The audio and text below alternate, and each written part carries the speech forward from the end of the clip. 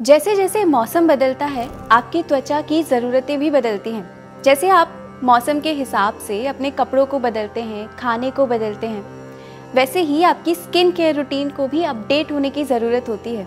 गर्मियों में गर्म हवा और मॉइस्चर की कमी की वजह से त्वचा डिहाइड्रेट हो जाती है। वसंत में ईचिंग जैसी दिक्कत हो सकती है। सर्दियों में बहुत रूखी और बेजान हो जाती है।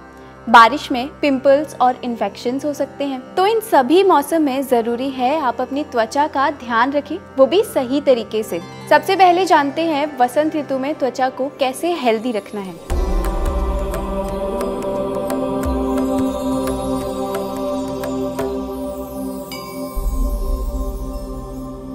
वसंत ऋतु नवीनीकरण का प्रतीक है।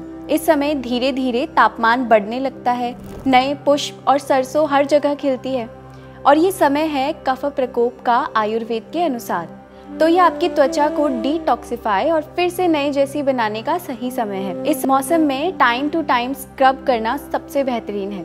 इसके लिए आप बेसन और हल्दी से बने स्क्रब का इस्तेमाल कर सकते हैं, जो प्रभावी रूप से आपकी त्वचा को एक्सफोलिएट कर सकता है।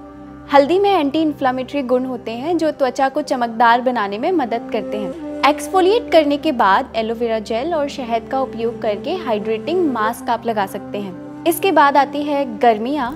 गर्मी में आपकी त्वचा रूखी हो जाती है और धूप से होने वाले नुकसान भी होते हैं, जैसे टैनिंग या फिर सनबर्न। इस समय हाइड्रेशन बहुत ज़रूरी हो जाता है। एलोवेरा जेल को अपनी दिनचर्या में आप इस समय शामिल करिए। आप इसे सीधे लगा सकते हैं या रोज वाटर या लेवेंडर एसेंशियल ऑयल की कुछ बूंदों के साथ मिलाकर लगा सकते हैं। एक रिसर्च में बताया गया था कि केवल एक बार एलोवेरा त्वचा पर लगाने से हाइड्रेशन में 30% तक का सुधार आ सकता है। मॉइस्चराइजेशन के लिए आप शतधौत घृत बहुत कम क्वांटिटी में इस्तेमाल कर सकते हैं या नारियल तेल की कुछ बूंदें आप इस्तेमाल कर सकते हैं। कूलिंग के लिए आप कुकुम्बर यानी खीरा का जूस निकालकर इसकी आइस क्यूब्स बनाकर रखिए और कॉटन के कपड़े में लपेटकर इसे कोल्ड कंप्रेस की तरह इस्तेमाल कर सकते हैं। इसके बाद आता है मॉनसून। इसके दौरान नमी बढ़ जाती है और ये टाइम है इन्फेक्शन, एक्ने, पिंपल्स का। इस समय नीम का फेस पैक आप लगाइए। नीम की छाल को घिसकर एलोए जेल में मिलाकर या गुलाब जल में मिलाकर आप लगा सकते हैं। मॉइस्चराइजेशन के लिए टी ट्री एसेंशियल ऑयल को कोकोनट कोल्ड प्रेस्ड ऑयल में मिलाकर यूज़ कर सकते हैं या शतधौत घृत आप घर पर बनाएं और इसमें टी ट्री ऑयल की 3-4 बूंदें मिला सकते हैं। शतधौत घृत कैसे बनाना है, इस पर आप हमारी एक सेपरेट वीडियो है वो देख सकते हैं। इसके बाद आता है शरद ऋतु और ये है पित्त का काल। इस समय भी एक्ने, पिंपल्स, बर्निंग जैसी दिक्कत होती है, इसलिए आपकी स्किन को चाहिए कुछ कूलिंग। अगेन इस समय नीम का फेस पैक आप यूज़ कर सकते हैं। नीम की छाल आपको नहीं मिलती है तो नीम का पाउडर यूज़ करें। ये स्किन डिटॉक्सिफिकेशन में मदद करेगा और आपको पिंपल्स से बचाएगा। एक कॉटन पर आप प्योर रोज वाटर लेकर अपनी स्किन की क्लींजिंग कर सकते हैं। अगर आपके पास प्योर चंदन अवेलेबल है तो आप चंदन का लेप चेहरे पर कीजिए। इससे बेहतरीन कोई उपाय नहीं है ऑटम में स्किन को नरिश्ड और कूल रखने का। मॉइस्चराइजेशन के लिए कोकोनट ऑयल में आप टी ट्री एसेंशियल ऑयल्स की 1 से 2 ड्रॉप्स या फिर 1 से 2 ड्रॉप्स कैम्फर ऑयल मिलाकर इस्तेमाल कर सकते हैं। ध्यान रखिए कि आपको कम से कम ऑयल मॉइस्चराइजेशन के लिए त्वचा पर इस्तेमाल करना है या आप ऑयल फ्री कम से कम केमिकल्स वाले किसी मॉइस्चराइजर का इस्तेमाल कर सकते हैं। नेचुरल हाइड्रेशन के लिए आप एलोवेरा जेल में कुकुम्बर का जूस और हनी मिलाइए। इस फेस पैक को आप 15 से 20 मिनट के लिए चेहरे पर लगाने के बाद सादा पानी से धो दें। ये नेचुरल रूप से स्किन को हाइड्रेट करेगा और अंदर से मॉइस्चराइज करेगा। इसके बाद आती हैं सर्दियाँ। सर्दियों में स्किन हो जाती है ड्राई और इरिटेटेड और इस समय आपको चाहिए होता है हैवी मॉइस्चराइजेशन।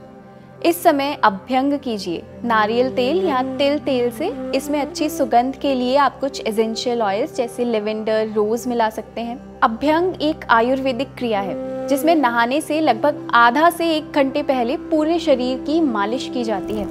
इससे ब्लड सर्कुलेशन अच्छा होता है और स्किन को डीप नरिशमेंट मिलता है। इसके बाद जब आप स्नान करेंगे या केवल फेस मसाज आपने की है और आप फेस वॉश करेंगे तो स्किन का नेचुरल ऑयल यानी कि सीबम सामान्य रहेगा और आपकी स्किन हाइड्रेटेड और मॉइस्चराइज्ड लगेगी। स्नान के बाद मॉइस्चराइजेशन के लिए आप शतधौत घृत का प्रयोग कीजिए या केमिकल फ्री मॉइस्चराइजर में कुछ ड्रॉप्स कोकोनट ऑयल आप मिक्स करके बेटर हाइड्रेशन के लिए उपयोग कर सकते हैं। अगर आप पेट्रोलियम जेली जैसी चीज़ें यूज़ करते हैं तो आपको एक्ने पिंपल्स हो सकते हैं, क्योंकि वो स्किन को डीप नरिश नहीं करते, केवल एक लेयरिंग करते हैं जिससे पोर्स ब्लॉक हो सकते हैं। तो पेट्रोलियम बेस्ड प्रोडक्ट्स को आप कम से कम इस्तेमाल करें। अपना चेहरा धोते समय गर्म या बहुत ज़्यादा गर्म पानी के इस्तेमाल से बचें।